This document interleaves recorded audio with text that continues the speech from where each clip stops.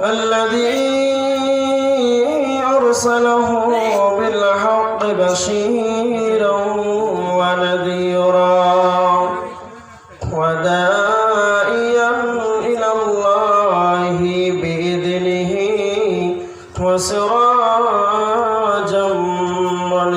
منيرا فإن خير الحديث كتاب الله وخير الهدي هدي مولانا محمد صلى الله عليه وسلم وشر الأمور محدثاتها وكل محدثة بدعة وكل بدعة ضلالة وكل ضلالة في النار أما بعد فأعوذ بالله من الشيطان الرجيم بسم الله الرحمن الرحيم قل إن كان آباؤكم وأبناؤكم وإخوانكم وأزواجكم وعشيرتكم وأموال اقترفتموها وتجارة تخشون كسادها ومساكن ترضونها أحب إليكم من الله ورسوله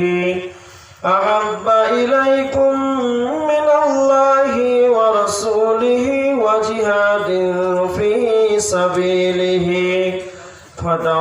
فتربصوا حتى يأتي الله بأمره والله لا يهدي القوم الظالمين بسم الله الرحمن الرحيم يا أيها الذين آمنوا إذا قيل لكم انفروا في سبيل الله اثقلتم إلى الأرض فرضيتم بالحياة الدنيا من الآخرة فما متاع الحياة الدنيا في الآخرة إلا قليل إلا تنفروا يعذبكم عذابا عليما ويستبدل قوما غيركم ولا تضروه شيئا عن معاذ جبل قال أوصاني رسول الله صلى الله عليه وسلم بعشر كلمات وإياك والمعصية فإن بالمعصية يحل سخط الله عز وجل فقال النبي صلى الله عليه وسلم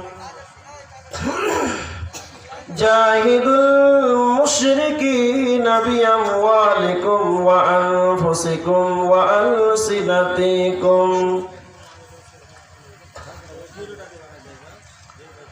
ছাড়িয়া বাবেরিবা যাইবে কেমনে হাজরাইল আসিয়া বলিবে চলো হে মরণে ছাড়িয়া বাবেরিবা যাইবে কেমনে হাজরাইল আসিয়া বলিবে চলো হে মরণে জানিতে কাঁদিবে মাতা ভাঙিতে পরম পিতা পদতলে প্রিয়সী ধ্বজর নয়নে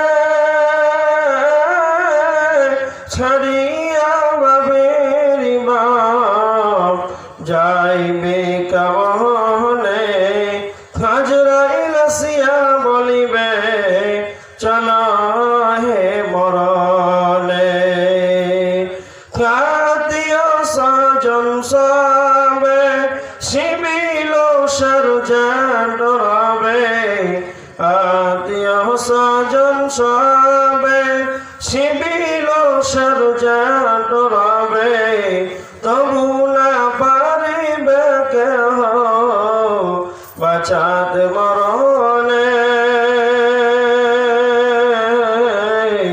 ছাড়িয়া পাবে যাইবে কেমনে আজরাইল আসিয়া বলিবে চলো হে মরণে অপর লোক ঘোষণা দিবে কাঁধে করে লইয়া যাবে অপর লোক ঘোষণা দিবে কাঁধে করে লইয়া যাবে কবর শ্মশানে ছাড়িয়া বাবের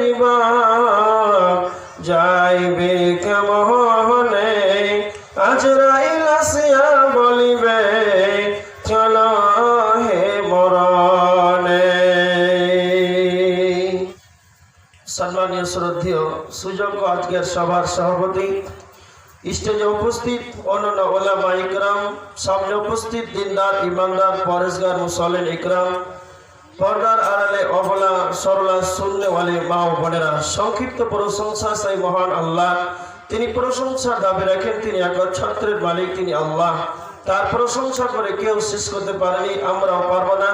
তাই সংক্ষিপ্ত প্রশংসা আমরা সকলেই গভীর রজনীতে কম করে শীতে আল্লাহর শুকরিয়া আদায় করি। জোরে একবার বলি আলহামদুলিল্লাহ, জোরে একবার বলেন আলহামদুলিল্লাহ।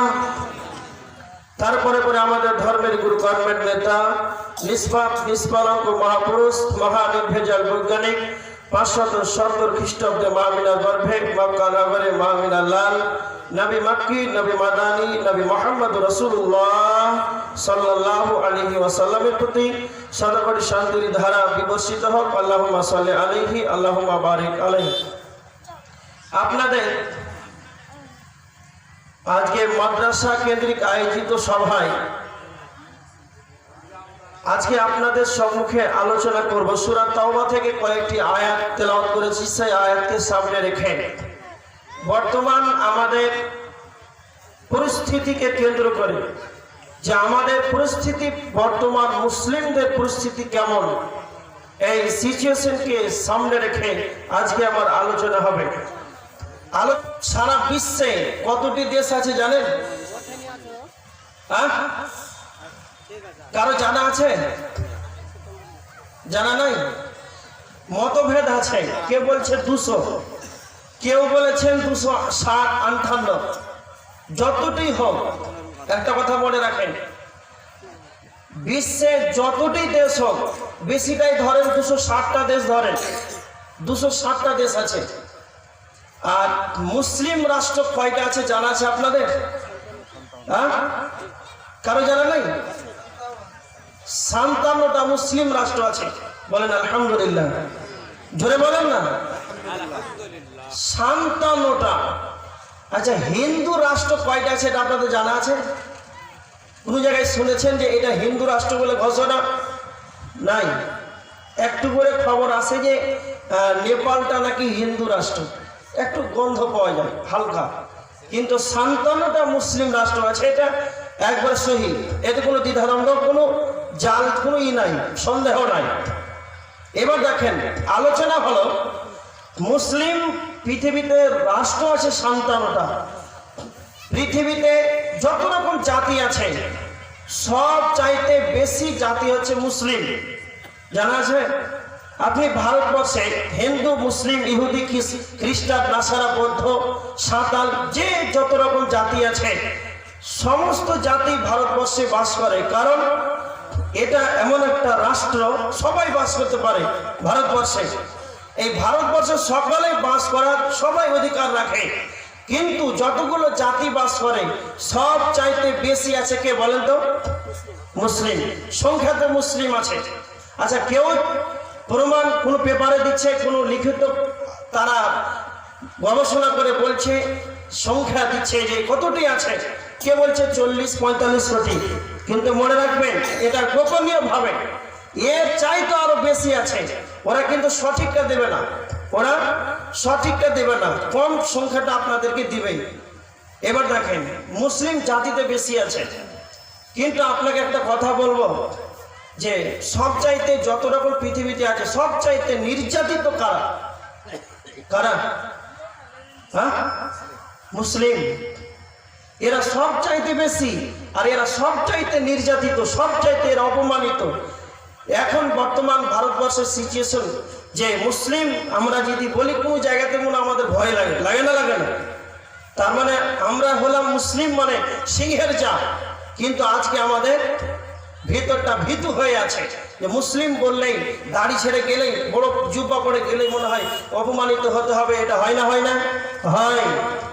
এবার দেখেন, আল্লাহ রাসূল সাল্লাল্লাহু আলাইহি ওয়াসাল্লাম বলেছেন, সহিহ হাদিস, আবু দাউদ শরীফের হাদিস, 4297 নম্বর হাদিস, সহিহ হাদিস। আল্লাহ রাসূল সাল্লাল্লাহু আলাইহি ওয়াসাল্লাম বলেছেন, সাওবান রাদিয়াল্লাহু তাআলা আনহু বর্ণনা করেছেন, আল্লাহর নবী তিনি বলেছেন যে যেমন ক্ষুধার্ত ব্যক্তিরা যেমন খাবার প্লেটের উপরে যেমন ঝাঁপ দিয়ে পড়বে, ক্ষুধার্ত ব্যক্তিরা যেমন খাবারের প্লেটের উপরে যেমন ঝাঁপ দিয়ে পড়বে, চতুর্দিকে যেমন ঝাঁপ দিয়ে পড়ে ক্ষুধার্ত ব্যক্তিরা, আমার নবীজি বলেছেন, ও আমার সাহাবীরা, এমন একটা সময় আসবে, এমন একটা যুগ আসবে, এমন একটা সময় আসবে, বিজাতিরা যারা বিধর্মীরা তোমাদের বিপক্ষে তারা সকলেই তারা বিপক্ষ হয়ে যাবে। খাস করে মুসলমানদের ব্যাপারে সারা পৃথিবীতে যতগুলো জাত আছে, হিন্দু আছে, খ্রিস্টান আছে, ইহুদি আছে, বৌদ্ধ আছে, এদের উপাসনালয় আলাদা হবে, এদের খাওয়ার আলাদা হবে। কেউ আগুনের পূজা করবে, কেউ এরা মূর্তির পূজা করবে, কেউ নিজে হাতে মূর্তিকে বানিয়ে এরা পূজা করবে। এদের উপাসনালয় ইবাদতখানা আলাদা আলাদা হবে। কিন্তু এমন একটা জামানা আসবে, সেই জামানাতে মুসলমানদেরকে মারতে হবে। এই ব্যাপারে সমস্ত বিজাতিরা, বিধর্মীরা মুসলমানদেরকে মারার ব্যাপারে একটাই মত থাকবে। সেই সময় একজন সাহাবী দাঁড়িয়ে বলেন, ইয়া রাসূলুল্লাহ, সেই দিন কি আমরা সংখ্যাতে কম থাকব? সেই দিন কি আমরা সংখ্যাতে কম হব? আল্লাহর নবী বলছেন, না না, সেই দিন তোমরা সংখ্যালঘু হবে, সেই দিন তোমরা সংখ্যাগরিষ্ঠ হবে, সেই দিন তোমাদের সংখ্যাতে অনেক বেশি হবে। কিন্তু আমার উম্মত সেই দিন যেমন নদীর স্রোতে যেমন আবর্জনাগুলো ভেসে যায়, যেমন নদীর স্রোতে যেমন আবর্জনাগুলো ভেসে যায়, যেমন নদীর স্রোতে আবর্জনাগুলো ভেসে যায়, সেই দিন এই নদীর স্রোতের ভাসমান স্রোতের অবস্থা আমার উম্মতের হয়ে যাবে। কেউ যদি নদীর স্রোতে যদি পড়ে যায়, তাহলে সেই তার যতই শক্তি থাকুক না কেন, ওই স্রোতের মুখে তার শক্তিশালী, তার বাহাদুরি খাটবে না। এরা সংখ্যাতে অনেক হবে। যেমন দেখবেন নদীর স্রোতে যেমন খের খুঁটা আবর্জনাগুলো যেমন ধীর গতিতে যেমন চলে যায়, ওর ক্ষমতা নাই আবার এদিকে ফিরে আসবে, ক্ষমতা নাই, শক্তি নাই। অনুরূপ আমার উম্মতের আবর্জনার মতন, স্রোতের আবর্জনার মতন হয়ে যাবে, আমার উম্মতের শক্তি থাকবে না। যেমন ভারতবর্ষের মাটিতে যতগুলো জাতি বসবাস করছে সব চাইতে আছে বেশি না তো কে, না তো মুসলমান। কিন্তু এদের পার্লামেন্টে কোনো কিছু বলার ক্ষমতা নাই, হাইকোর্টে এদের বলার কোনো কিছুই ক্ষমতা নাই। এরা জোর কণ্ঠে, এরা সরকার যা আইন করবে মুসলমানদেরকে মাথা পেতে মেরে নিতে হয়। এরা উঁচু কণ্ঠে বলিষ্ঠ আকারে এরা পার্লামেন্টে গিয়ে বলতে পারে না, এটা আমাদের বিরুদ্ধাচরণ হচ্ছে, এটা আমরা মেনে নিতে পারবো না। এটাই নবীজি বলেছেন, তোমরা সংখ্যাতে বেশি হবে, কিন্তু তোমাদের শক্তি থাকবে না। আল্লাহর নবী বলেছেন কেন এটা হবে? আল্লাহ নবী দুইটা অসুখের কথা বলেছেন। উম্মত, তোমাদের দুইটা অসুখ হয়ে যাবে। যখন তোমাদের এই দুইটা অসুখ হয়ে যাবে, সারা পৃথিবীর বুকে তোমরা দুর্বল হয়ে যাবে। সেই দুইটা অসুখ হলো হুব্বুদ দুনিয়া ওয়া কারাহিয়াতুল মাউত। আবু দাউদ শরীফের 4297 নম্বর হাদিস, এর শেষ অংশে এটা এসেছে। আল্লাহর নবী বলেছেন এরা আমার উম্মত দুনিয়াকে বেশি বেশি করে ভালোবাসবে, এরা দুনিয়াকে এরা অগ্রাধিকার দেবে। ওয়া কারাহিয়াতুল মাউত, এবং এরা মৃত্যুকে ঘৃণা করবে। এই হাদিসের ভিতরে এলোটা কি?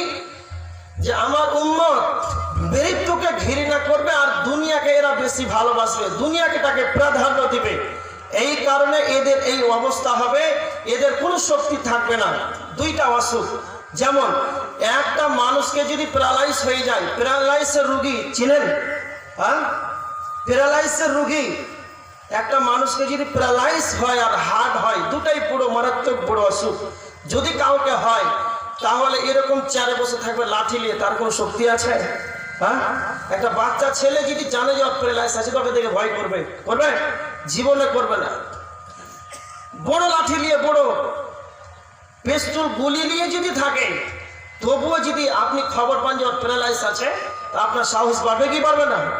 ওইরকম উম্মতে মুহাম্মাদের শরীরে প্যারালাইজ হয়ে আছে, এদের ভিতরে হার্ট হয়ে আছে, এটা অমুসলিমরা জানে।